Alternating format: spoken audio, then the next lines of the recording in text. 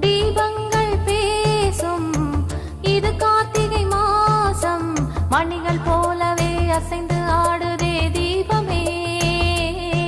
அது காலங்காலமாய் காதல் கவிதைகள் பாடுமே.